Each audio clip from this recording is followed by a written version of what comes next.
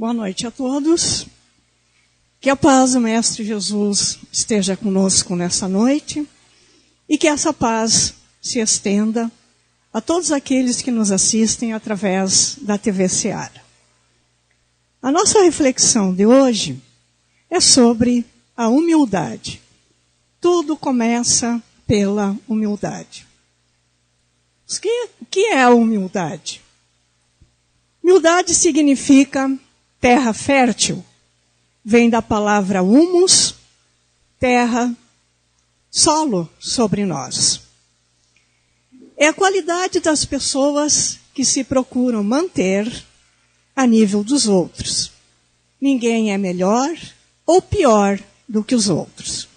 Aí nós já começamos a perceber o nosso equilíbrio. Todos estamos no mesmo nível de dignidade, respeito, sabedoria, cordialidade, simplicidade e honestidade. É uma virtude que consiste em conhecer as nossas próprias limitações e fraquezas e agir de acordo com a nossa consciência. Esse é o conhecimento que Jesus nos trouxe sobre a humildade. E como que nós pensamos a respeito dessa palavra? Geralmente nós associamos a humildade com aqueles que vivem com mais simplicidade, que se vestem com maior simplicidade, que têm mais necessidades materiais. Quando pensamos assim, é porque vem de encontro a nós ainda a nossa relação com o material. É um conceito ainda improcedente que nós temos e que está muito relacionado com o nosso apego ainda à matéria.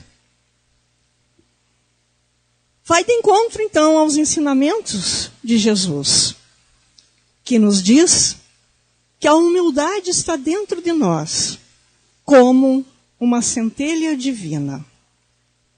Todos nós nascemos com essa centelha divina da humildade.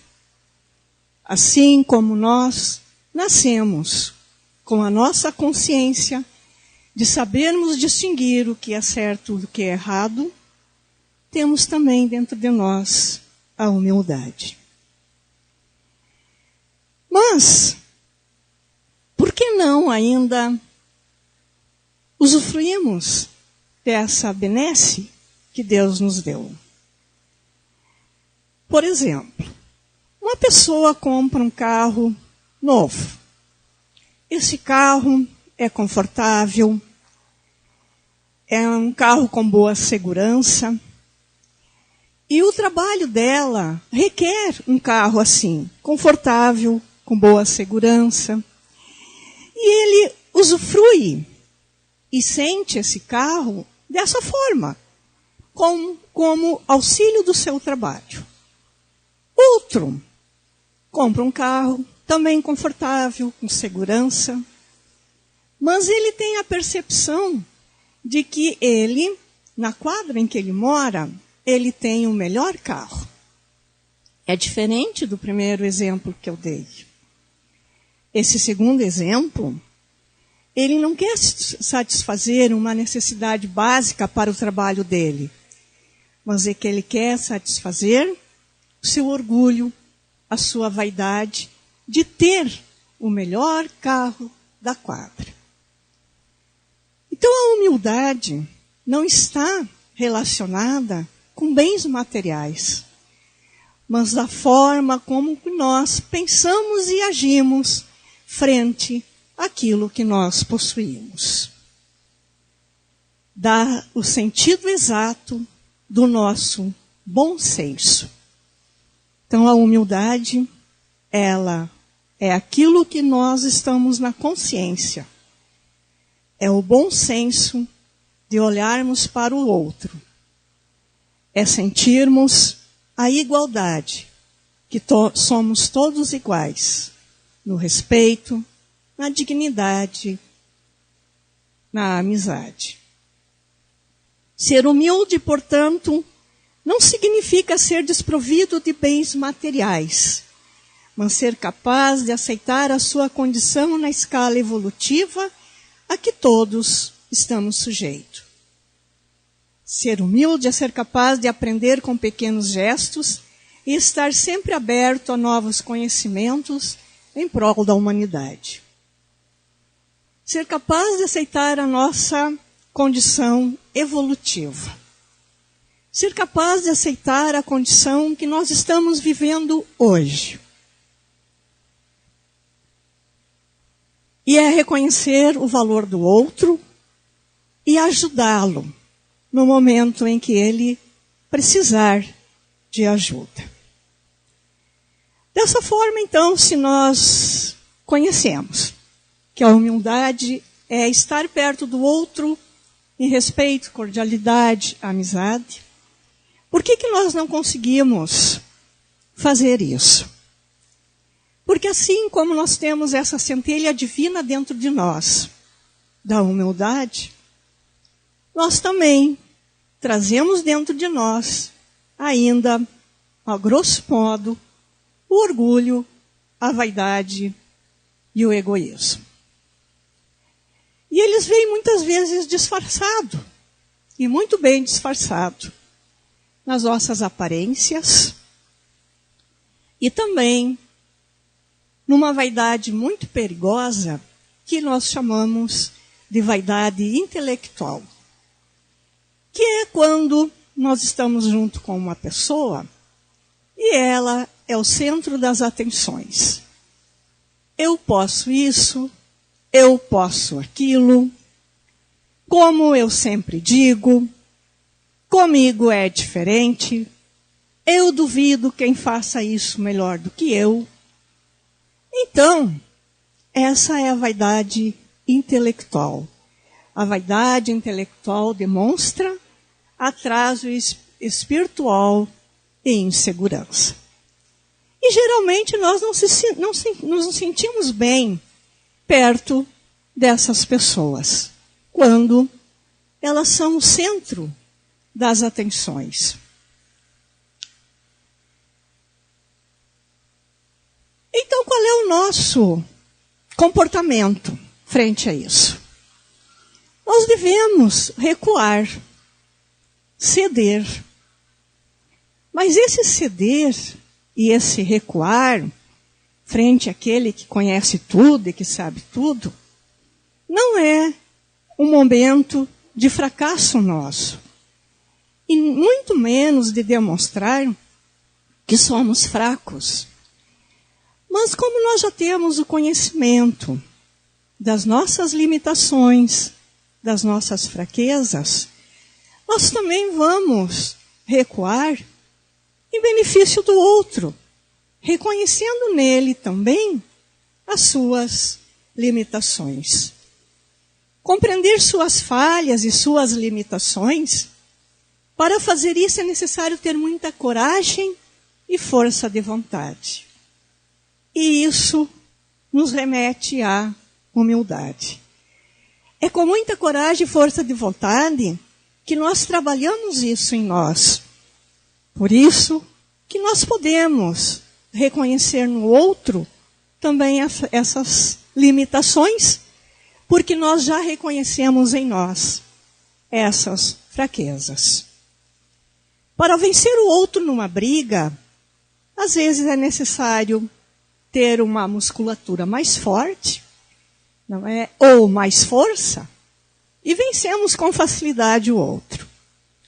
Mas para vencermos as nossas limitações, o nosso orgulho, a nossa vaidade, é preciso essa força e essa coragem muito grande. Porque não é fácil hoje, no mundo em que a gente vive. E porque nós já também viemos com essas limitações dentro de nós. No Evangelho segundo o Espiritismo, capítulo 7, nós temos uma bonita passagem do Espírito Lacordaire. E ele nos fala sobre o orgulho e a humildade. Vale a pena a gente ler no capítulo 7. E ele nos diz: o orgulho é o terrível adversário da humildade. Nós temos dentro de nós esse adversário. E mais, a humildade é uma virtude bem esquecida ainda entre vós. Então ele nos convida nesse texto para que a gente, ao ler, reconheça quais são as nossas limitações, as nossas mazelas. E ele diz assim: cuidado em valorizar excessivamente os títulos e riquezas. Então nós temos que cuidar para valorizarmos, não querer, não é, o excesso. A riqueza aqui e os títulos que ele vai nos colocando é o excesso que a gente deseja. Nos chama a atenção para olharmos com olhos diferentes para a situação passageira que nos encontramos hoje. E ele nos diz que nessa reencarnação nós estamos no lugar certo, com aquilo que necessitamos. E nos pergunta assim: será que em outras vidas você não necessitou de um agasalho, de um apoio, de algum bem material que naquele momento você estivesse passando por uma necessidade? E ele nos leva a esta reflexão. Nos fala também da inveja, da cobiça. Por que invejar aquilo que o outro tem? Posição social, festas, vestuário. Você o não conhece, ele diz. Você não sabe das suas dores, das suas lágrimas, das suas necessidades, escondido às vezes na aparência daquele vestuário, daquelas festas, mas você não o conhece. Por que então invejá-lo? Que importa as calúnias do mundo se você tem uma conduta pura? Então, se você está tentando melhorar, se você está disposto, se você tem aquela coragem, aquela vontade dentro de si, para buscar auxílio, para compreender esses ensinamentos de Jesus, para melhorar, importa para você as calúnias? E nos diz: suportar com coragem as humilhações dos homens é ser humilde e reconhecer que só Deus é grande e poderoso. Então esse texto ele nos remete ainda ao nosso materialismo, aos nossos milindres e muitas vezes ao nosso policiamento com os outros. Queremos muito policiar os outros, conduzir, colocar na sua cabeça aquilo que nós acreditamos, que nós achamos que é verdade.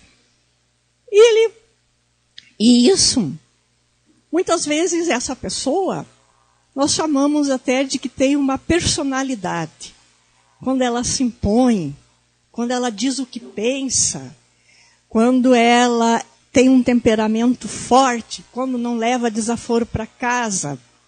Nós, no nosso conceito subjetivo, nós pensamos que essa pessoa tem uma grande personalidade. E parece que daí nos encolhemos, ficamos mais submissos e dá a impressão de que nós somos fracos. No entanto, nós somos fortes. Somos pessoas que estão aprendendo, que estão buscando o seu melhoramento, capaz de compreender o outro. Por isso, muitas vezes, nós nos calamos. Não por fraqueza, mas por respeito e compreensão ao outro. A compulsão de querer controlar a vida alheia é fruto do nosso orgulho. E o orgulhoso, então, não vê os seus erros, mas os erros dos outros. Não vê nada melhor em mudar. Parece que ele já está pronto, não precisa mudar em nada. Devemos ter cuidado, então, ao nos expressar, e devemos ter cuidado também em ouvir o outro e perceber sempre as suas limitações. Eu posso dizer com orgulho esse pensamento. Hoje eu estou muito orgulhosa porque meu filho passou no vestibular. Posso. Esse orgulho é transformado na minha alegria, no meu contentamento, no esforço do meu filho, no esforço que toda a família fez junto para a gente chegar naquele denominador comum que aquela família tinha projetado. Então eu uso a palavra orgulho para me expressar. Eu estou muito orgulhosa. Desde que esse meu orgulho, esse meu contentamento, não vire uma vaidade tão grande que possa me lindrar, que possa eu fazer com que o outro sempre se sinta menosprezado. Por isso eu devo cuidar a maneira como eu me expresso. E Jesus nos diz que nós nos expressamos através do coração. Minha boca fala aquilo que o meu coração está sentindo. Vale a pena lembrar também na nossa reflexão de hoje uma frase de Jesus que nos diz assim: bem-aventurados os pobres de espírito, porque deles é o reino do céu. E Haroldo Dutra Dias, no livro Código do Monte, nos explica o significado dessa frase. Os pobres de espírito. Assim como nós temos necessidade de bens materiais no mundo que nós vivemos hoje, assim também nós temos necessidade de bens espirituais, quero dizer riquezas espirituais. Pobre de espíritos somos todos nós, que buscamos uma compreensão e que buscamos uma linha de pensamento que nos faça mais próximo da espiritualidade. O amadurecimento espiritual vem desse conhecimento que Jesus nos dá. E Jesus não nos ensinava através de cobranças, de críticas, mas através da serenidade, da harmonia. Ele ia desenvolvendo em nós essa autoconfiança, o amadurecimento. Como nós pensamos, como nós refletimos, como fizemos as nossas escolhas. No livro Código do Monte, na página 28, tem uma passagem de Lucas, capítulo 14, versículo 17, que chama assim, humildade e hospitalidade. Nessa passagem, Lucas nos conta que estava Jesus numas bodas, uma festa. Enquanto ele esperava os convidados, ele observou como cada um ia se sentando, fazendo as suas escolhas. E ele então dá o seu recado.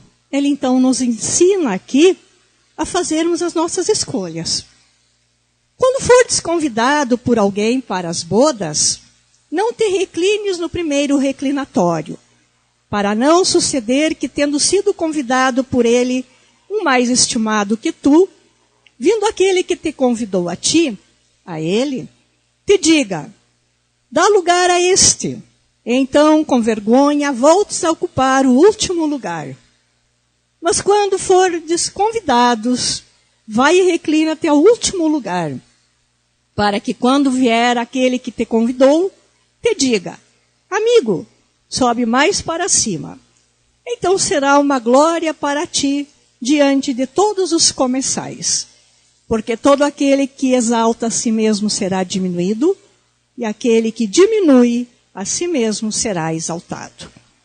Então ele nos diz, quando somos convidados para uma festa, que não escolhamos o lugar de honra perto do anfitrião, mas que escolhamos um lugar discreto, para que não possamos sentir vergonha, se caso o anfitrião nos pedir para que dê aquele lugar para o seu amigo do qual ele convidou. Então ele diz assim, vai e reclina-te no último lugar, para que quando vier aquele que te convidou, te diga, amigo, sobe mais para cima.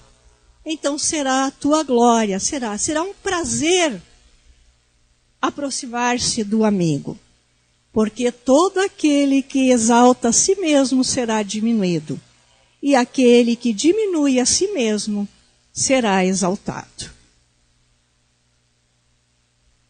Na questão 919 do Livro dos Espíritos, Allan Kardec pergunta, qual o meio mais prático, mais eficaz para se melhorar nesta vida e resistir ao arrastamento do mal?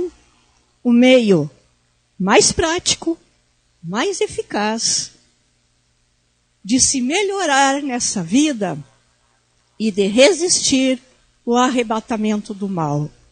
E os Espíritos nos respondem, um sábio da antiguidade vos disse, conhece-te a ti mesmo. E é isso que a gente faz nessas reflexões. Nos conhecemos, ouvimos, meditamos, refletimos e procuramos fazer as nossas escolhas com a humildade que Cristo nos trouxe nessa bodas, nessa festa, aonde ele estava. Vai e escolhe o lugar junto com os outros, não aquele que vai te dar destaque. Santo Agostinho nos diz também como fazer esse conhecimento de nós mesmos. Fazei o que eu fazia quando estava na terra. No fim do dia, interrogava a minha consciência e revistava o que havia feito e me perguntava se não havia faltado com o meu dever, se ninguém tinha do que se queixar de mim. E assim consegui me conhecer e ver o que havia reformado em mim. As respostas, quando nos interrogamos a nossa consciência, serão um repouso para nós, ou a indicação daquilo que nós temos que ir melhorando. Divaldo Franco, no livro O Ser Consciente, nos diz que ser consciente significa estar desperto, responsável, não arrogante, não submisso, livre de algemas, liberado de todo o passado e do todo o futuro. Então é o ser que busca o seu melhoramento, que busca a sua perfeição. A aquisição de consciência demanda tempo e esforço humano nesse nosso processo evolutivo. E no nosso livro, O Código do Monte, de Sérgio Lopes, ele nos diz que a humildade nós podemos comparar com uma montanha. A humildade é o solo fértil, o humus, que tem embaixo da montanha. E para escalar essa montanha, nós temos que ir devagarinho, passando pelas nossas situações ainda grotescas do nosso comportamento, das nossas atitudes, frente ao orgulho, à vaidade que ainda nós temos. E ele nos diz, a evolução espiritual tem a mesma dinâmica. Moralmente avançamos e vencemos pelos nossos esforços o monte das dificuldades e desafios. Não há como avançar sem esforço, com as devidas paradas para a recomposição das forças. E temos um ensinamento de Jesus também, que fecha muito com o que nós estamos falando hoje. Jesus, depois de um longo dia de trabalho, estava já se retirando, estava mais solitário, quando vem junto a ele uma senhora bem vestida, uma senhora que diz que tinha acesso às autoridades religiosas, civis, desfrutava deste conforto, desse acesso, junto a outras personalidades da época, e desfrutava de favores especiais. E ela chega para Jesus e diz assim: Senhor, disse gravemente, tenho ouvido falar de vós, minhas servas participam de vossas prédicas e narram-me seus feitos. Venho acalentando o desejo de falar-vos, mas sem coragem. Hoje, porém, não posso suportar o anseio, a necessidade, e aqui me encontro. O mestre olhou-a com brandura e docilidade, com serenidade, e ela se encorajou, ela se estimulou e disse: vivo atormentada, as dúvidas sobre a verdade me assaltam e padeço de desassossegos que ninguém imagina. Não me encontro doente do corpo, senão da alma. E isto parece injusto. Como eu, que tenho tanta coisa, como eu, que consigo chegar às autoridades da época, posso padecer desse sofrimento? Se eu tenho tanta coisa, não é injusto, Senhor? Invejo-me e sou generosa. Respeito-me de público, mas detesto-me no íntimo. Saúdo-me na rua e na sinagoga, todavia evito-me. Por que as pessoas agem assim comigo, se eu sou tão boa, tão generosa? Lágrimas de real sofrimento surgiram na face. E disse: só se vós vindes de Deus e conhecei os males do coração, ajudai-me. Jesus compreendeu a dor surda que lhe solopava a aparência e sem qualquer afetação respondeu. Sem qualquer cobrança, sem qualquer crítica, sem qualquer comparação. Como que você tem tudo, está assim? Não, ele a acolheu. E disse: sim, Raquel, eu sei. Citada nominalmente, a mulher surpreendeu-se indignando. Conhecei-me, Senhor, de onde? Sem titubeio, o amigo esclareceu. Eu te conheço desde antes deste momento. Eu sou um bom pastor, conheço as minhas ovelhas. Então eu conheço, ele nos conhece, desde muito antes que nós chegarmos até ele. Ele é um bom pastor, ele nos conhece, a todos nós. A todas as ovelhas que o Pai me confiou, eu as identifico. Não te surpreendas, portanto, por falar-te assim. Quem me busca, procura meu Pai, e aquele que me encontra, ao meu Pai compreende. E agora Jesus vai falar para Raquel das suas dores, do que ela estava sentindo, mas sem criticá-la.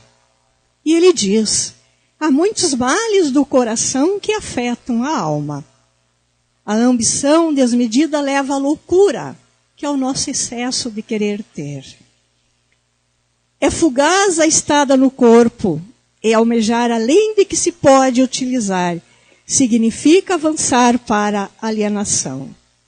O ser consciente não almeja além das suas necessidades, daquilo que ele pode ter. Isso é a liberdade. A ambição cobiça o alheio e envenena, facultando a invasão de cruéis verdugos na casa mental. A ambição, ela nos desestabiliza. A calúnia é punhal invisível que retalha vidas e ceifa o caluniador. A inveja é pedrada psíquica que fere o próximo e arrebenta quem atira. A indiferença, a seu turno, mata os sentimentos e se irradia com humor maléfico. Só o amor pode proporcionar a paz e fomentar a saúde íntima. É necessário, portanto, ser livre. Ouve-se um silêncio natural. Sentindo-se desnudada, mas não censurada, a interlocutora em prantos rogou: amparai-me na minha incredulidade e fraqueza. Vai, Raquel, disse Jesus, e começa. A transformação tem início no desejo íntimo e caracteriza a sua ação renovadora. Tropeçarás várias vezes, quase vencida pelo desânimo.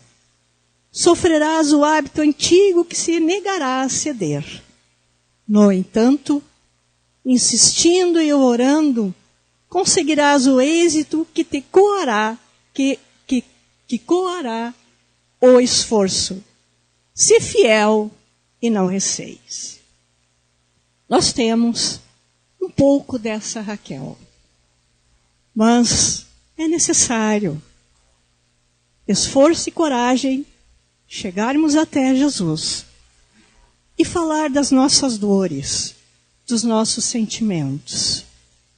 E Ele vai nos compreender, porque Ele diz que na nossa caminhada nós podemos tropeçar várias vezes.